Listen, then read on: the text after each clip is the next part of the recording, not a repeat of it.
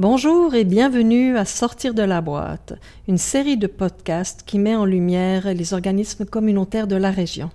Je m'appelle Fabienne Ascherman et aujourd'hui j'ai le plaisir de recevoir Danielle Leblanc de l'organisme Solidarité Nord-Sud. Bonjour Danielle. Bonjour Fabienne. Bienvenue dans le studio de la télévision communautaire des Bois-Francs. Merci. Oui. Tu es à Solidarité Nord-Sud à titre d'adjointe aux communications ainsi qu'aux programmes éducatifs. Avant qu'on se mette à jouer, enfin surtout toi qui vas lancer le dé, peux-tu nous présenter la mission ou en quelques mots, qu'est-ce que Solidarité Nord-Sud? Solidarité Nord-Sud des Bois-Francs a célébré en mai dernier ses 55 ans d'existence. Auparavant, l'organisme s'appelait Rallye Tiers-Monde Bois-Francs. Depuis 2000, c'est donc Solidarité Nord-Sud des Bois-Francs, un organisme de coopération internationale. Donc, moi, souvent, j'explique en disant Nord et Sud. Au Sud, le Sud global, que l'on dit maintenant, plutôt que les pays du tiers-monde ou je ne sais quoi, nous sommes dans différents pays pour faire de la coopération internationale. On travaille en solidarité. On travaille avec le Guatemala, le Burkina Faso, le Pérou, la Colombie et la République dominicaine. Donc, dans ces endroits-là, on a beaucoup de projets qui font appel au savoir-faire des gens. Il y a beaucoup de projets avec les femmes, notamment. Donc, ça, c'est une des choses que l'on fait. On est aussi connu dans la région pour avoir des groupes qui viennent en voyage, en coopération ou en solidarité internationale. On ne fait pas d'humanitaire, bien sûr. Nous ne sommes pas ni des infirmières ni des médecins ou quoi que ce soit. Donc, c'est de la solidarité internationale. D'autre part, au nord, ça c'est beaucoup plus mon créneau département. À moi. Il faut dire que nous sommes une grosse équipe de 2 à Solidarité Nord-Sud. Donc, Isabelle Sanson et moi. Oui. Et Isabelle va, outre le fait qu'elle va gérer l'organisme, s'occupe de ce qui se passe au Sud. Donc, gérer à distance les projets, patati patata, ce qui n'est pas une mince affaire. Et toi, tu as la partie nord. Moi, je m'occupe du nord. Alors, dis-moi, qu'est-ce que tu fais dans le nord? Outre le fait que je m'occupe des communications de l'organisme, oui. Donc, présence sur les réseaux sociaux, organisation de tous les événements, événements publics que nous organisons et que j'anime bien souvent, soit toute seule ou en collaboration avec d'autres intervenantes et intervenants, j'y reviendrai. Moi, je m'occupe de ce qui s'appelle la sensibilisation, l'éducation à la citoyenneté mondiale.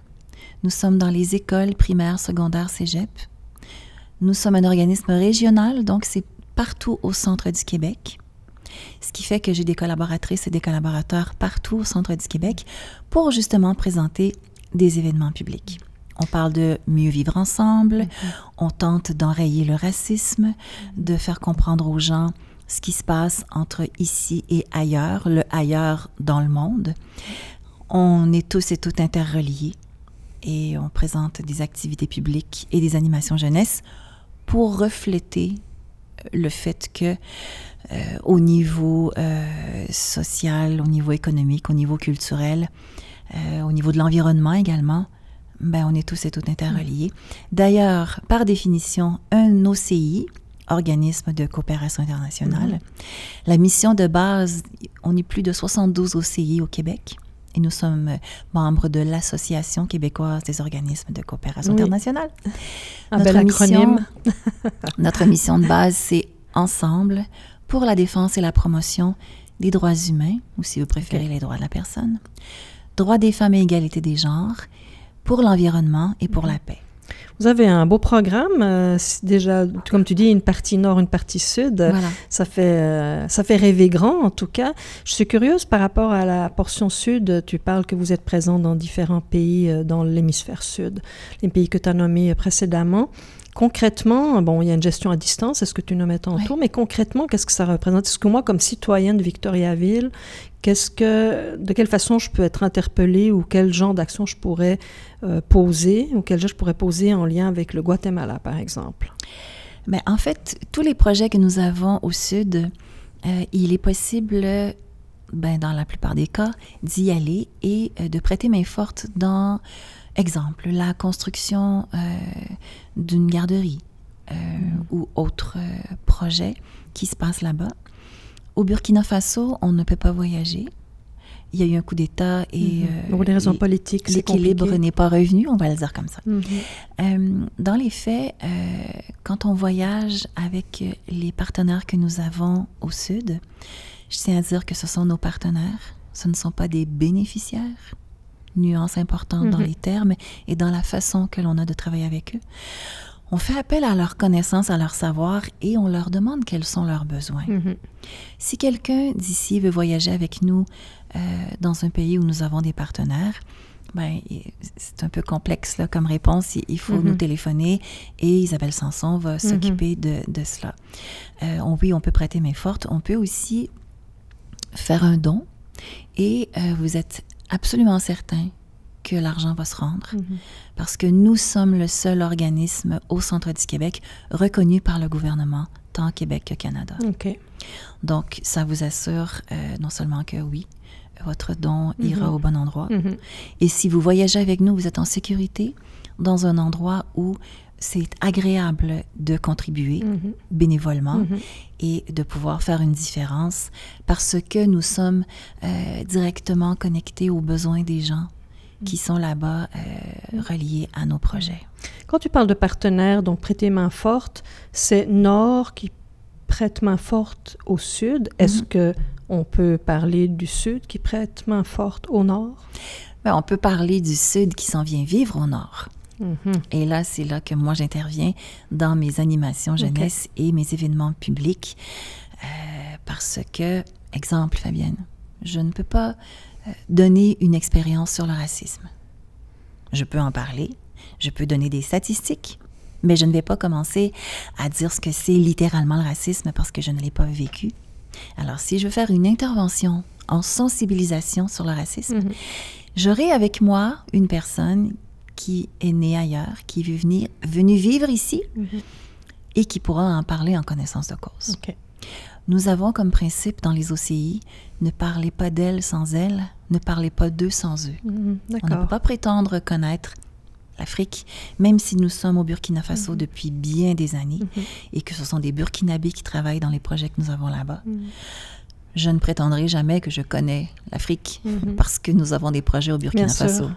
Donc, si j'ai une personne d'origine africaine qui viendra en parler, alors moi, je profite de la tribune que j'ai, qui m'est donnée, et je vais inviter avec moi une personne d'origine africaine et je vais lui laisser la parole. Oui. Elle donnera son expérience à elle. Ça reste aussi très unique comme expérience, c'est sûr. On a beau vivre dans un pays ou une province et chacun aura sa vision de son coin de pays. Merci, c'est très intéressant. Je me rends compte que vous avez quand même, le fait d'avoir ce nord-sud fait en sorte que vous avez quand même beaucoup de travail sur la planche ou de défis à relever. On touche à beaucoup de choses. Puis on a chaque année des événements extrêmement importants que l'on a ciblés. Donc, en novembre, ce seront les Journées québécoises de la solidarité internationale. C'est toujours au mois de novembre que ça se passe? Et ça se passe tout le mois de novembre au complet, à chaque année. À chaque année, d'accord. Donc, les fameuses JQSI. Peut-être que les gens auront remarqué, sur le boulevard Jutra, il y a toujours à chaque année des espèces de grands oriflammes orange et bleu.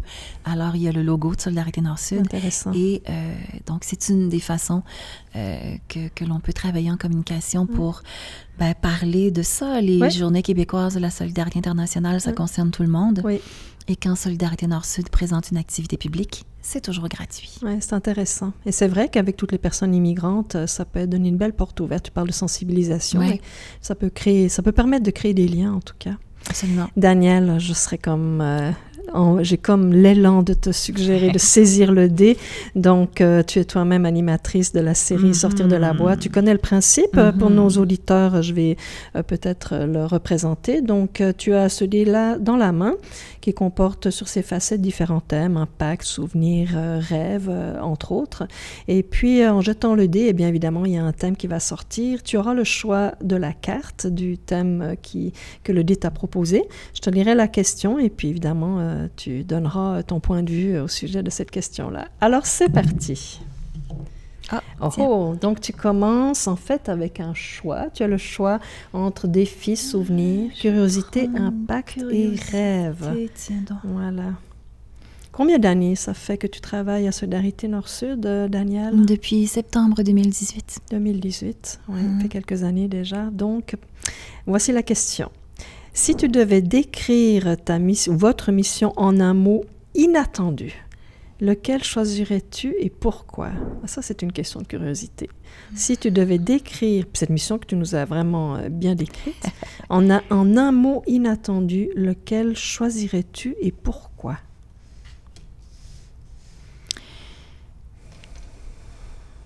J'hésite entre sensibilisation, et éducation.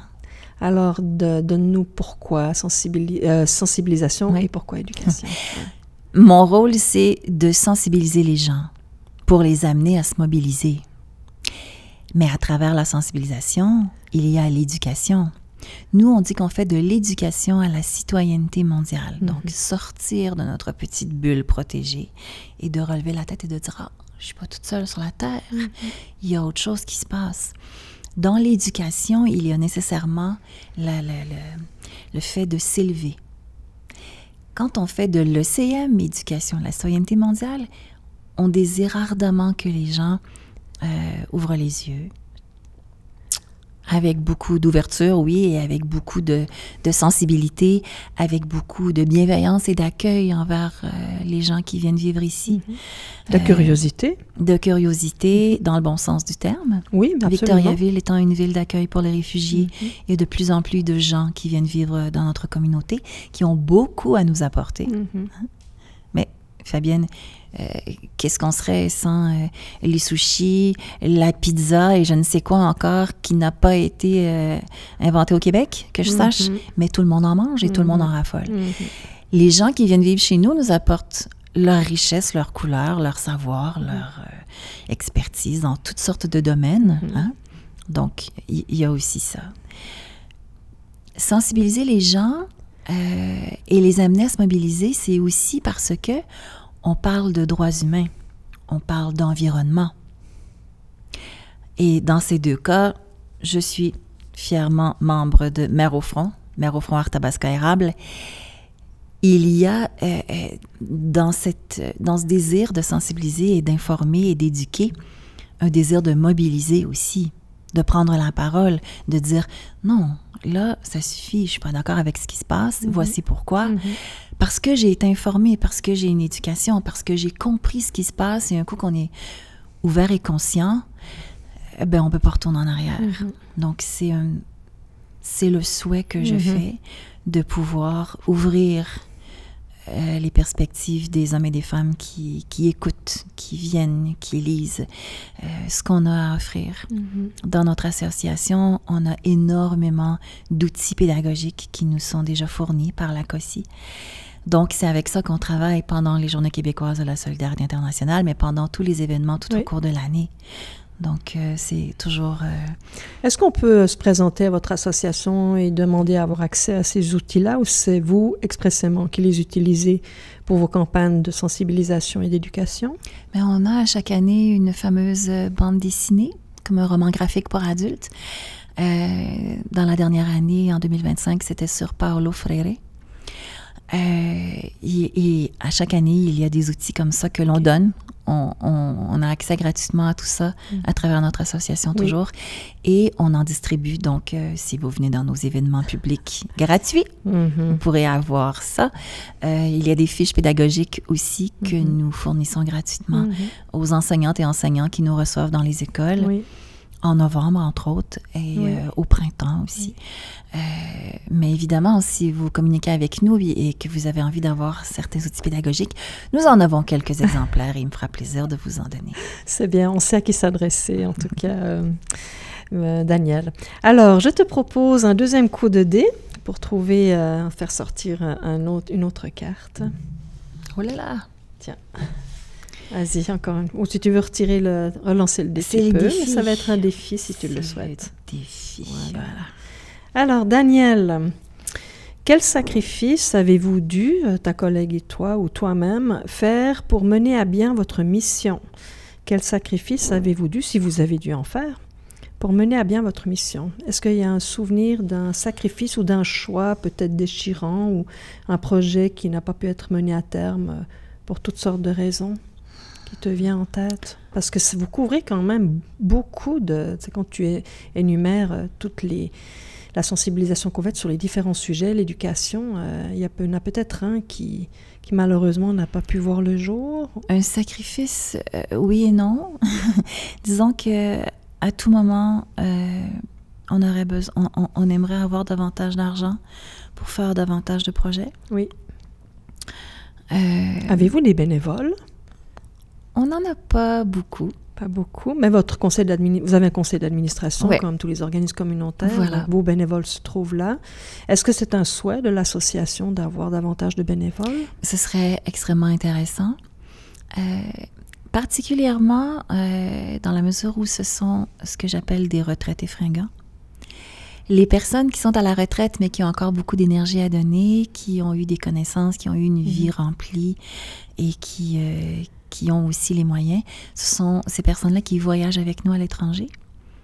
Parce qu'il faut dire que ce sont des bénévoles et c'est pas Solidarité Nord-Sud qui paie le billet d'avion pour aller en Afrique ou au Pérou. Chacun est responsable de ses frais de voyage. Exactement. Donc, vous donnez de votre temps et libre à vous de donner une semaine ou un mois ou 2 mois. Là. Oui. Ça, c'est pas un problème. Oui.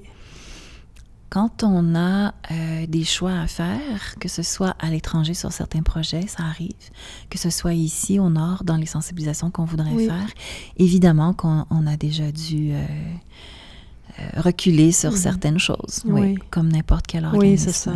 Je ne sais pas si j'appellerais ça un sacrifice. Le mot est un peu fort quand même. Hein, quand même, oui.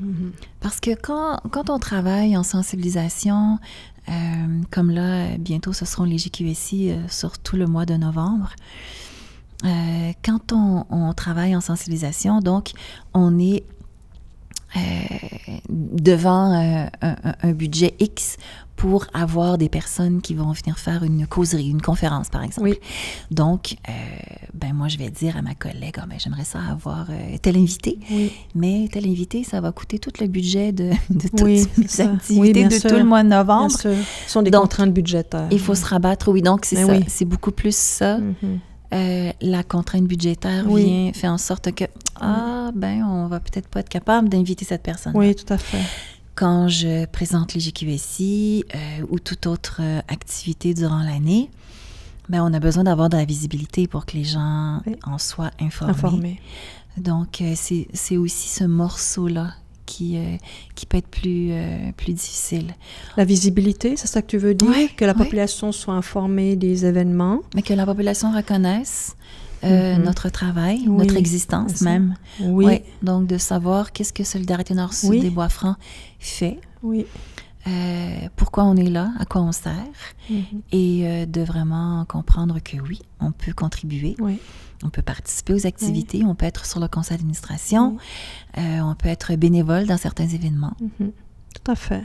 Donc, sacrifice, le terme est un peu fort, peut-être mais un peu on fort. Entend les contraintes budgétaires, l'implication potentiellement pour des projets différents. Oui, c'est ça. Quand on tient un événement bénéfice, par exemple, quand on a célébré les 55 ans de Solidarité Nord-Sud en mai 2025, on n'avait pas nécessairement une tête d'affiche connue à la télévision qui passe à tout le monde en parle. Bon.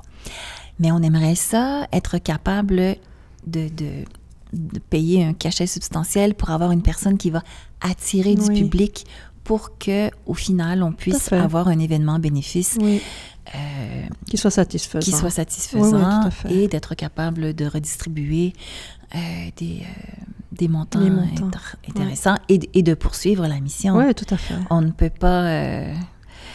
faire de la sensibilisation toute seule dans mon bureau, ça ne fonctionnera pas. Donc, j'ai besoin d'être sur le terrain et tout ce que je fais en amont, mais c'est directement sur le terrain que ça se passe.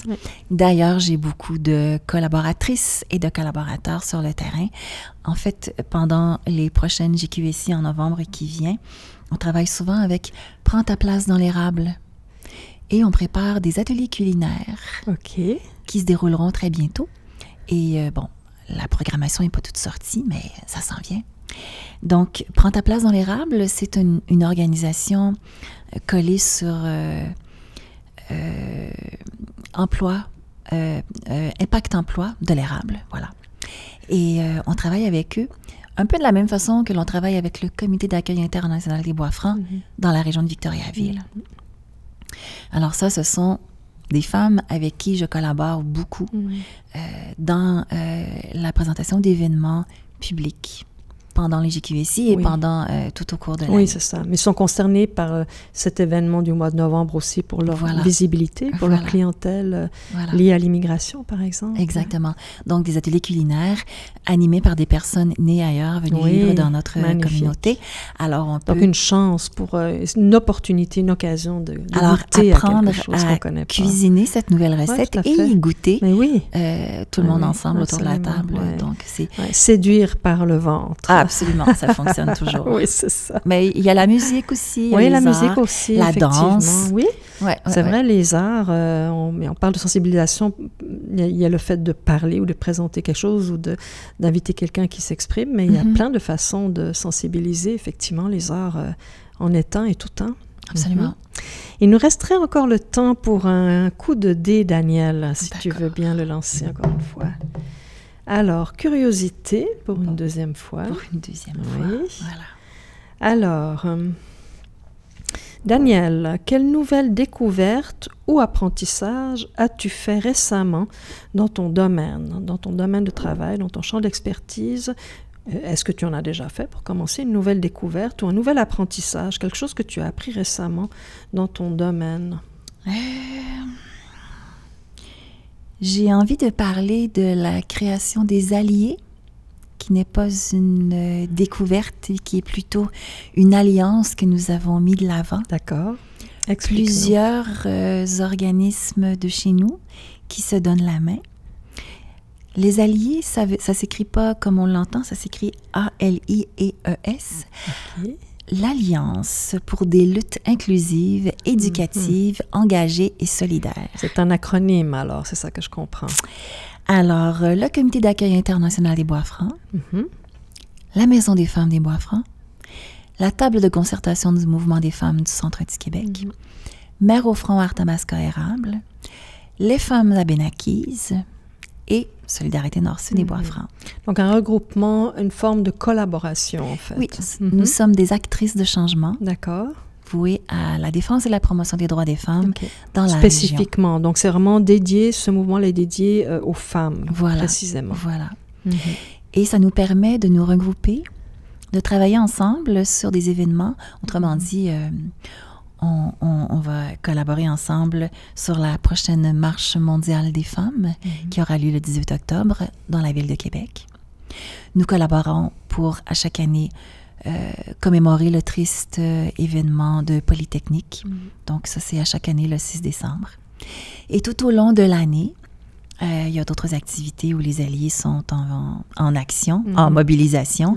Exemple, pour Vérité et Réconciliation. Donc, nous allons rejoindre les femmes abénaquises parce que ici... C'est un événement annuel? Oui. En fait, on peut, outre le fait qu'on participe au powwow durant l'été, du côté d'Odanak, on peut participer à Vérité et Réconciliation en septembre. Ça, c'est un événement récurrent? Oui. Aussi au mois de septembre chaque année? Oui. Est-ce que c'est à Odanak précisément? Oui, oui. Et il y a bien sûr le 21 septembre à chaque année qui est la Journée nationale des peuples autochtones. Donc, ce sont toutes des façons de se relier tout ensemble. Entre femmes, c'est ça que je comprends. Hein? Oui, voilà. Donc, c'est pourquoi cette alliance a été mise sur pied.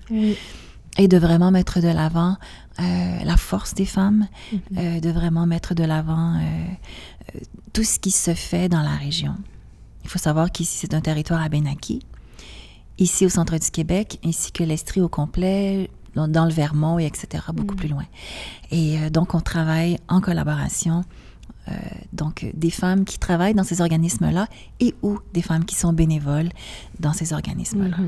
Donc, sensibilisation éducation, on est vraiment dans ce dossier-là de sensibilisation d'éducation. Donc, enrayer la pauvreté des femmes, reconnaître tout le travail des femmes pour la protection de l'environnement.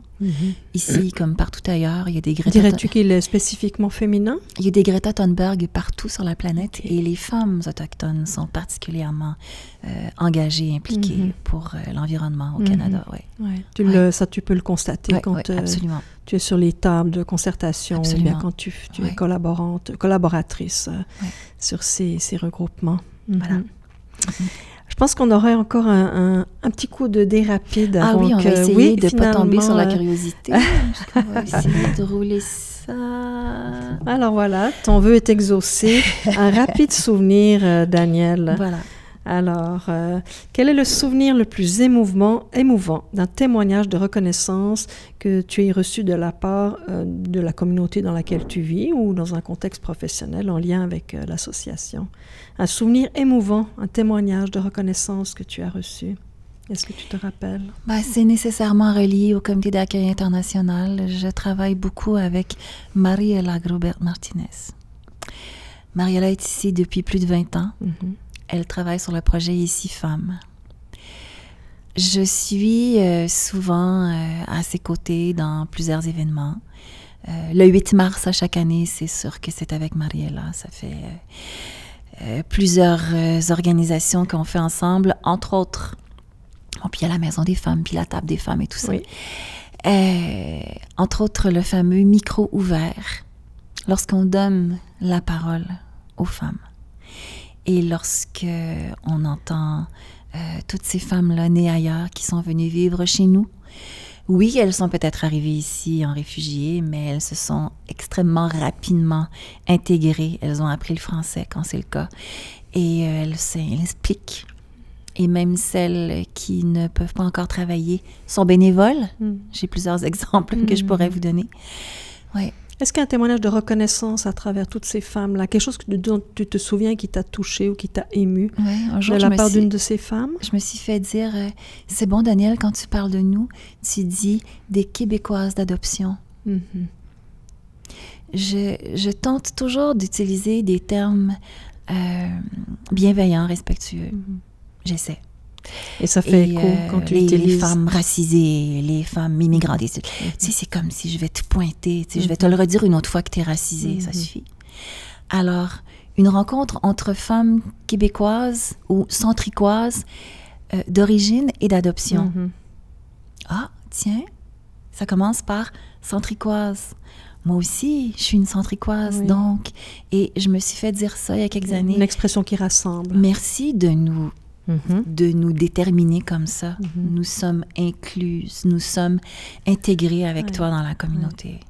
Merci, on essaie toujours de faire en sorte que les gens qui nous semblent différents, de réaliser qu'ils ne le sont pas vraiment, en fait. Oui, et qu'on veut qu'ils souhaitent qu'ils puissent s'intégrer le mieux possible. Absolument. Merci beaucoup, Danielle, pour cet échange nourrissant, fructueux, et puis de réaliser tout l'impact que vous pouvez avoir, en tout cas tout le travail que vous réalisez, ta collègue et toi-même. Oui.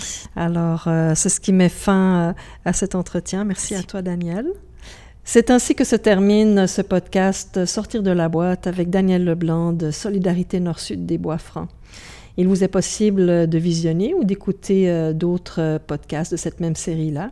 Et je vous invite à partager tant que se peut cette série-là, ces épisodes-là. Sur ce, je vous dis à la prochaine.